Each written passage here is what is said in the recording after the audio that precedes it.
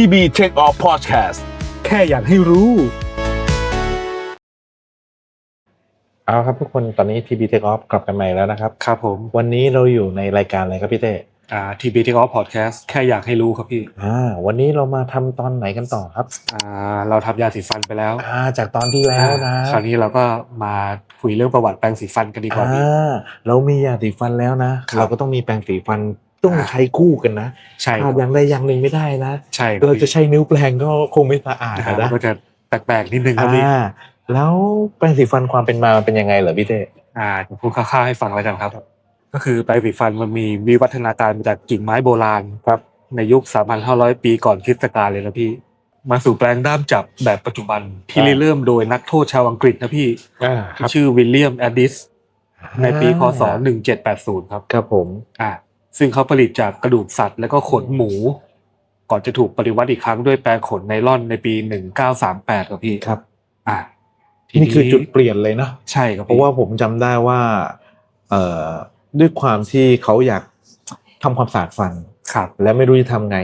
จึงได้เกิดแปรงสีฟันด้ามแรกขึ้นมาจากจุดนี้เลยนะใช่ครับผมแล้วยังไงต่อครับพี่ทีนี้จะเกี่ยวกับจุดเริ่มต้นของวิวัฒนาการแปรงสีฟันพี่ครับมันจะแบ่งได้ดังนี้นะครับครับยุคแรกเลยพี่เป็นยุคกิ่งไม้เคี้ยวครับผมมาจากยุคอียิปต์แล้วก็บาบิโลนโบราณประมาณ 3,500 ปีก่อนคริสตกาลครับพี่โดยมนุษย์เนี่ยใช้กิ่งไม้ทุบปลายให้แตกเป็นเส้นใยเพื่อใช้ถูทำความสะอาดฟันครับยุคต่อมาจะเป็นยุคแปรงขนสัตว์ครับพี่อยู่ประมาณคศที่1498ที่ประเทศจีนครับผมสมัยจักรพรรดิหงจื้อแห่งราชวงศ์หมิงมีการประดิษฐ์แปรงสีฟันแบบเสียบขนแปรงเข้ากับด้ามไม้ไผ่หรือว่ากระดูกสัตว์โดยใช้ขนจากต้นคอหมูครับพี่อันนี้เดี๋ยวผมขอเสริมนิดนึงนะครับจากตรงที่ยุคที่พี่เต้พูดมาฮะมันก็จะมีการพัฒนากันต่อมาเรื่อยๆเนาะแม้กระทั่ง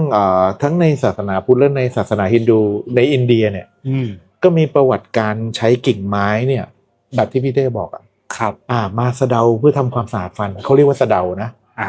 ส่วนในประเทศจีนเนี่ยก็ใช้กิ่งไม้หอมเพื่อดับกลิ่นปากนะแล้วยุคกำเนิดของขนแปรงสีฟันเนี่ยอยู่ในศตวรรษที่15อย่างที่พี่เต้บอกนะครับก็คือคศ1498ใช่ไหมพี่ใช่ครับผมมีการประดิษฐ์แบบแปรงสีฟันที่มีด้ามจับแล้วก็ขนแปรงขึ้นมาเป็นครั้งแรกในประเทศจีนนะครับโดยนำขึ้นจากหลังคออย่างที่พี่เต้บอกของหมูป่ามาติดไว้กับด้ามนะแล้วยังไงต่อนะพี่อันนี้ก็จะเป็นต่อไปจะเป็นแปรงสีฟันด้ามแรกของโลกที่ในคุกนะครับพี่ครับผมอยู่ที่ปีคศ1780คนที่อยู่ในคุกที่ผมเคยพูดเมื่อกี้คุณวิลเลียมแอดดิสนักโทษชาวอังกฤษเขาได้เจาะรูกระดูกสัตว์ที่เก็บได้จากมื้ออาหารแล้วก็นำขนแปรงมามัดติดกับด้ามเกิดเป็นต้นแบบแปรงสีฟันสมัยใหม่เลยนะพี่ครับผมก่อนจะผลิตขายแล้วก็กลายเป็นธุรกิจที่ประสบความสำเร็จเลยครับคือตอนนั้นนะเขาก็จะเอามาเย็บกันเพื่อให้มันเป็นกระจุกเนาะจากนั้นก็นำไปตัดแต่งใช่ไหมฮะแล้วก็กลายเป็นแปรงสีฟันด้ามแรกเลยนะที่ใช้งานได้จริงด้วยแล้วพอเขาพ้นโทษออกไปเนี่ยจึงได้ออกไปก่อตั้งบริษัทที่ผลิตแปรงสีฟันนะและจัดจำหน่ายจนประสบความสำเร็จนะครับผมในยุคต่อไปเนาะก็จะเป็นยุคปฏิวัติวัสดุก็อยู่ในคริสตศตวรรษที่20ก็จะอยู่ที่ประมาณคศ1938ครับผมบริษัทดูปองได้ประดิษฐ์คิดค้นเส้นใยสังเคราะห์ไนลอนทำให้มีการเปลี่ยนแปลงมาใช้ขนของไนลอนเนี่ยแทนขนสัตว์นะฮะก็ตัวแปรงไนลอนนะทำออกมาใช้แทนขนสัตว์เพราะว่ามันมีความแข็งแรงและทนทานมากกว่านะฮะ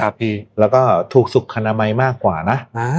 มีความแบบปลอดเชื้อแบคทีเรียอะไรอย่างนี้มากกว่านะครับแล้วต่อไปยังไงพี่ต่อไปจะเป็นยุคสมัยใหม่ละจะเป็นแปรงสีฟันไฟฟ้าพี่ตั้งแต่ช่วงคศ1939ถึง1960ได้เริ่มมีการประดิษฐ์แปรงสีฟันไฟฟ้าขึ้นในสหรัฐอเมริกานะครับเพื่อช่วยให้ทำความสะอาดฟันเนี่ยทำได้ง่ายแล้วก็ทั่วถึงยิ่งขึ้นครับพี่ครับผมซึ่งปัจจุบันเนี่ยก็พัฒนามาไกลมากนะฮะเพราะว่าแปรงสีฟันไฟฟ้าเนี่ยก็พัฒนามาจากหลายๆบริษัทนะซึ่งจะมีบริษัทเด่นๆอยู่ไม่กี่บริษัทเท่านั้นแล้วก็ปัจจุบันเนี่ยพัฒนามาจนถึงเป็นแปรงสีฟันที่เป็นระบบโซนิกแล้วนะก็คือเป็นระบบสั่นนะฮะซึ่งจะสั่นให้ค่าพลักเนี่ยหลุดออกมาได้ง่ายขึ้น แล้วก็ยังมีระบบอัจฉริยะที่เชื่อมต่อกับสมาร์ทโฟนเพื่อวิเคราะห์พฤติกรรมการแปรงฟันของเรานะซึ่งสามารถบอกได้ว่าเราควรแปรงฟันประมาณกี่นาทีเรากดเหงือกแรงไปไหมกดฟันแรงไปไหมเราควรแปรงแบบตรงส่วนไหนให้สะอาดมากขึ้นจะมีบอกเป็นฟังก์ชันหมดเลยนะครับนี้ไม่เคยรู้มาก่อนเลยพี่ซึ่งมันก็จะตามยุคตามสมัยนะฮะครับแล้วก็อย่าลืมนะว่ายาสีฟันก็สำคัญครับพี่แปรงดียาสีฟันก็ต้องดีด้วยใช่ครับอะไรเงี้ยทีนี้แปรงสีฟันเนี่ย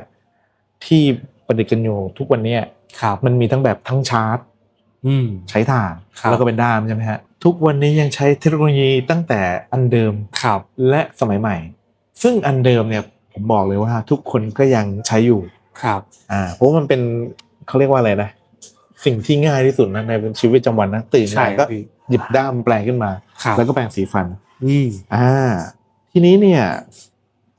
แปรงสีฟันเนี่ยถึงแม้ว่ามันจะทำออกมาดีแค่ไหนมันก็จะอยู่กับการแปรงฟันของตัวเราเองด้วยนะใช่ครับพี่เพราะฉะนั้นเนี่ยการแปรงฟันก็อย่างที่คุณบอกไว้อย่างน้อย2 นาทีนะครับแปรงหน้า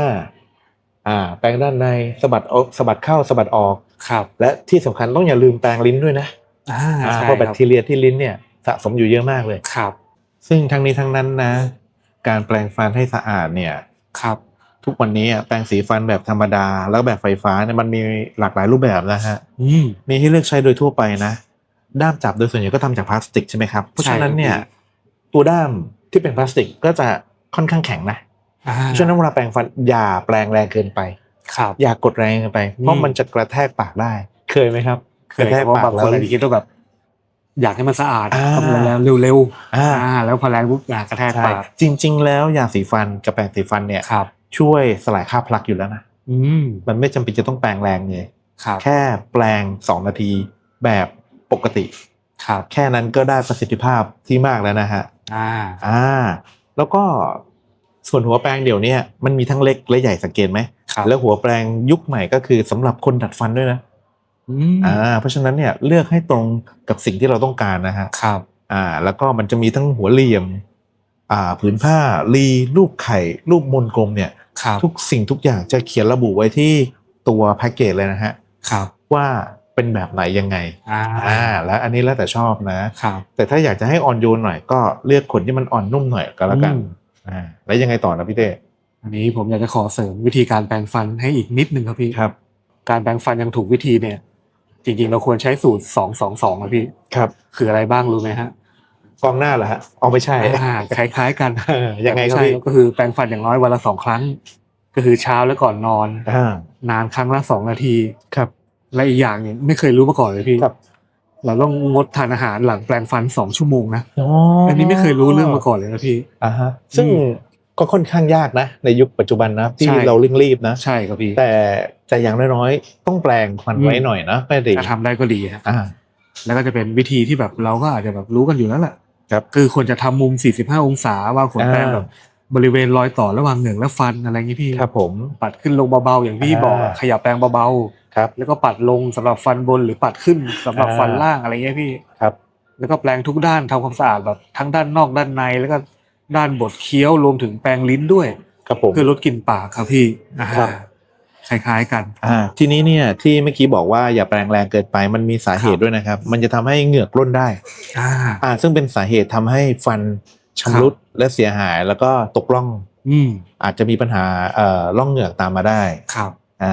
แล้วก็ถ้าใครตอนนี้มีประสบปัญหาเกี่ยวกับเหงือกไม่แข็งแรงผมแนะนำให้ใช้ยาสีฟันที่ผสมเกลือ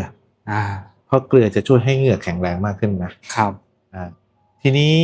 อย่างที่บอกครับอย่าแปรงแรงใช่การแปรงแรงไม่ได้ทำให้ฟันขาวขึ้นสะอาดขึ้นใช่ครับ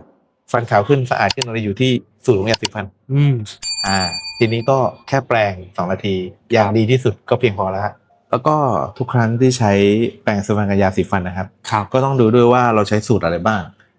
อย่างเช่นถ้าเราใช้สูตรสมุนไพรสูตรสมุนไพรบางชนิดอาจจะไม่มีฟลูออไรด์ผสมแต่ถ้าสำหรับคนที่แบบว่าฟันไม่ได้แข็งแรงหรือมีภาวะฟันจะผุแนะนำให้ใช้สูตรที่มีฟลูออไรด์นะครับผมมันจะตรงจุดกว่านะครับและในรายการ TV Tech Off Podcast วันนี้ครับผมก็นำเสนอ ไม่มากก็น้อยในเรื่องพวกนี้นะฮะครับ